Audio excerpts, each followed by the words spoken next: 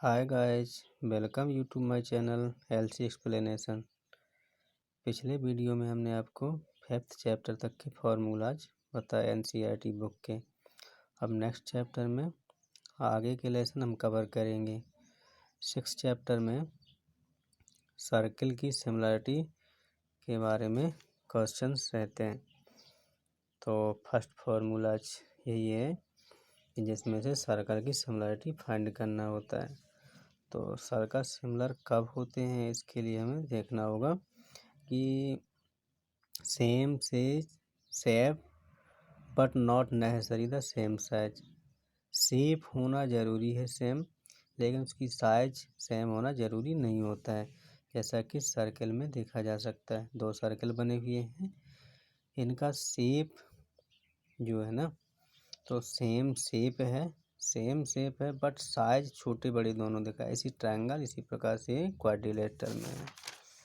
अब next video में हम देखेंगे, नेक्स्ट पेज में हम देखेंगे कोई भी पॉलिनोमियल हो वो same number of side are similar, मतलब उसके एंगल इक्वल होने चाहिए और उसकी साइडें सेम रेशियो होना चाहिए, तो वो पॉलीगॉन सिमिलर हो जाएगा।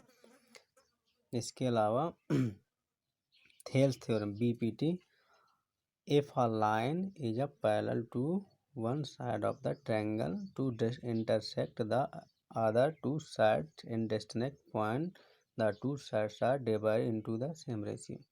मतलब ये थेल्स ने एक थ्योरम बताई जिसमें उन्होंने कहा कि एक ट्रायंगल जिसमें किसी साइड के सामने अगर कोई लाइन पैरेलल खींची जाए तो वो पैरेलल लाइन दो साइडों को सेम रेशियो में डिवाइड करती है।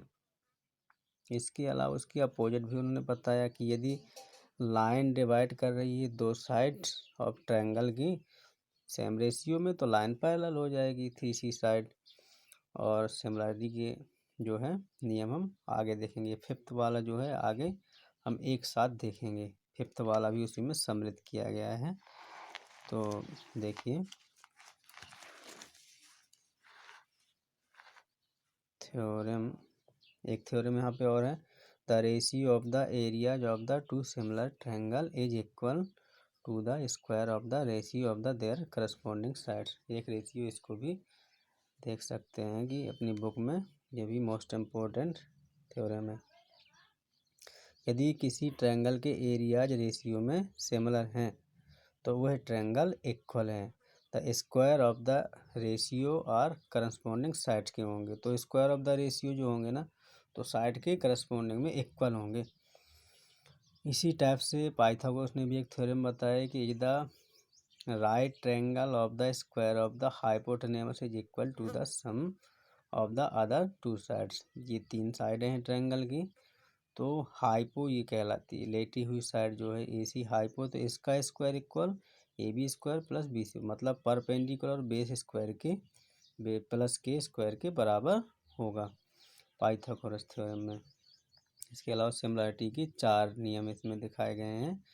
इसमें एक ट्रायंगल ये है और दूसरा ट्रायंगल ये है, ABC और EFG। बस इसमें इतना याद रखना है कि इसके जो एंगल है ना, तो एंगल हर एक एंगल एक दूसरे के इक्वल होगा। ये A है E के, B है F के और C है G के, तो ये पहले एंगल फाइंड करने होंगे इक्वल। इसके अलावा फिर उनकी साइडें जो है वो रेशियो में लानी होंगी। तो यदि ऐसा पाया गया ना इन दोनों ट्रायंगल में, तो वो ट्रिपल A का रूल लागू होता है वहाँ पे, मतलब एंगल एंगल एंगल का। इसी टाइप से यदि हमारे क्वेश्चन में ऐसा मिलता है डायग्राम, दो डायग्राम मिलते हैं जिसमें से दो एंगल सेम निकलेंगे और बस दो एंगल यदि इक्वल निकलते हैं एक दूसरे के, तो हम कहेंगे कि वहाँ पे डबल A का रूल लगेगा। डबल मतलब एंगल एंगल। इसी टाइप से तीसरा डायग्राम में हमें आपको दो डायग्राम दिखाई देंगे, जिसमें से पहले तो हमें जो साइडें हैं ना, तो साइडों को रेशियो में लाना है। यदि AB अपॉन EF है तो BC अपॉन FG होगा और AC अपॉन EG है। तो फिर यदि उसके एंगल भी यदि बराबर निकल रहे, यदि A है E के, B है F के और C है जी की, तो हम कहेंगे यहाँ पे ट्रिपल एस का नियम लगता है। मतलब ये थर्ड नियम फर्स्ट नियम के जस्ट अपोजिट नियम है। इसके अलावा फोर्थ में दिखाया गया है, फोर्थ डायग्राम में 2 डायग्राम ABC और EFG हैं। तो angle A equal angle E, दो एंगल यदि इक्वल निकल रहे हैं तो उनकी साइडें होंगी ना, जहाँ से वो एंगल बन रहे हैं ना, यहाँ पे एंगल बन रहा है उससे जॉइंटेड जो साइडें हैं वो भी रेशियो में इक्वल होंगे, तो हम वहाँ पे SAS का नियम कहेंगे। अब 7 चैप्टर में देखेंगे कि यहाँ पे ग्राफ रिप्रेजेंटेशन में ये एक्स रे कहलाती है और ये वाई कहलाती है। ये हॉरिजॉन्टल लाइन है और ये वर्टिकल लाइन होती है। ये 4 क्वाड्रेंट है, first second third and fourth. यहाँ पे एक्स एक्सिस में प्लस और वाई का भी प्लस, ये वाई प्लस रहेगा, यहाँ पे एक्स माइनस रहेगा, तो ये देखिए माइनस और वाई का ये प्लस है तो प्लस हो जाएगा। इसी प्रकार से यहाँ पे माइनस माइनस, यहाँ पे प्लस माइनस। एक चीज़ याद रखना है कि ऑरिजिन पे एक्स और वाई ये दोनों की ऑर्डिनेट 0 होंगे। इसी प्रकार से नेक्स्ट है कि a point on the x axis has 0 distance point x axis, so coordinate of any point of the x axis will be 0 और वाई होगा। अगर कह रहा है कि एक्स एक्सिस 0 है तो वाई का वैल्यू वही रहेगी। इसी टाइप से नेक्स्ट नियम है जिसमें से 0 और वाई लिया गया है।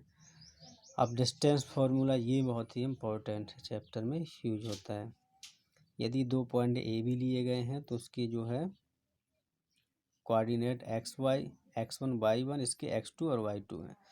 तो बस इतना है कि इसकी डिस्टेंस फाइंड करना है। यहाँ से यहाँ तक की डिस्टेंस फाइंड करने के लिए हम d इक्वल रूट में वैल्यू x2 का स्क्वायर माइनस x1 का square y2 square y1 square में लगा के फाइंड कर सकते हैं।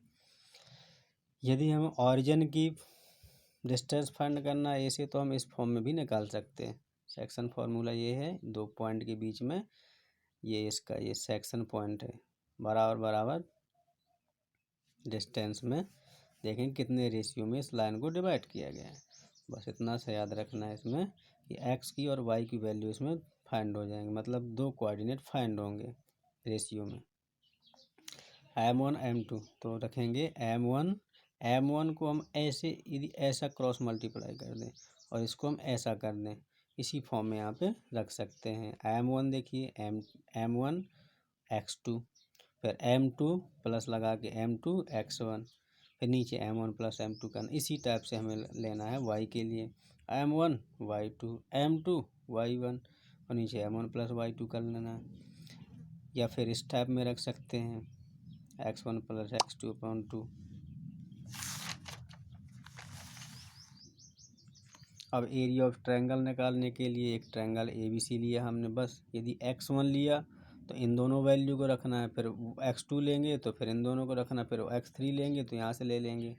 बस इसी फॉर्म में यहाँ पे लिया गया है। ये देखिए x1 y2 minus y3, x2 y3 minus y1, x3 y1 minus y2। x3 लिया तो फिर y1 y2 ऐसे लेकर के रख के करेंगे। अब हम आपको नेक्स्ट वीडियो में आगे के चैप्टर को कवर करेंगे। यदि हमारे चैनल पर पहली बार हैं तो हमारे चैनल को लाइक, सब्सक्राइब और शेयर ज़रूर करें। वीडियो देखने के लिए थैंक यू।